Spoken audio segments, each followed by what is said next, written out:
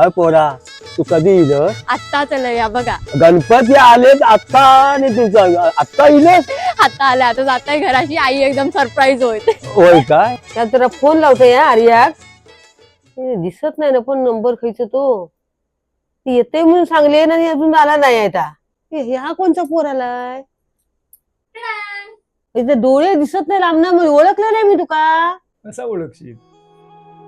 अरे या पोर मुंबईत खूप गेला, नोकरीक लागला, पैसे पाठवीत राहिला, घर बांधलेला, घरात घर पण आहे काय, घर पण गेला. ही पोरं जातात वर्षाने येतात.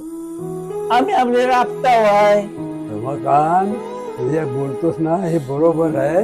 हे बघ तिकडे घेऊन जा आयशी. आई केवढा होताय तर माका माहितीच नव्हतं.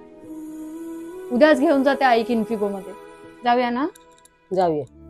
ठरल्याप्रमाणे मी आईक घेऊन इन्फिगोमध्ये गेले. इन्फिगोमधल्या स्टाफने सुरुवातीपासूनच आईची खूप काळजी घेतल्याने. तिकडे AR, NCT, vision test, dilated eye evaluation, fundus examination, contract evaluation, retina screening, cornea workup ह्यासारखे अनेकशे टेस्ट झाले आणि ते पण अमेरिकन आणि जर्मन टेक्नॉलॉजी मशीनमध्ये. सर्व टेस्ट अगदी वेळेत झालेत.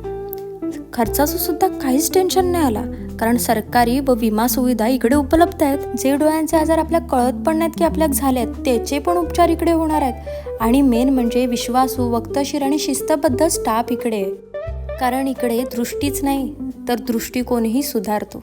आता आपली तपासणी झालेली आहे, तुम्हाला अजिबात मोतीबिंदू नाही. आता मला असं सांगा, ज्यांची पोरा 2-2, 3-3 वर्ष गावात येतच नाहीत त्यांच्या आई वडिलांनी काय करायचा? हे अशी डोळे जर मोतीबिंद झालेले असले त्याच्या पुढे त्यांचे आणखी डोळे बाद झालेत, खराब झालेत, मग त्यांनी काय करायचा? काकू, अशा प्रॉब्लेम वरती आपल्याकडे सॅटेलाइट ओपीडीचं ऑप्शन आहे. म्हणजे रत्नागिरीतल्या खेड्यापाड्यात जाऊन आपली टीम चेकअप करते, जसं की नाटे, साखरपा, राजापूर, पावस. डॉक्टर तुम्ही माझे डोळे तपासला, मोतीबिंदू ना ह्या पण तुम्ही मला सांगितलं. लय बरा वाटला मका. झाला माझा?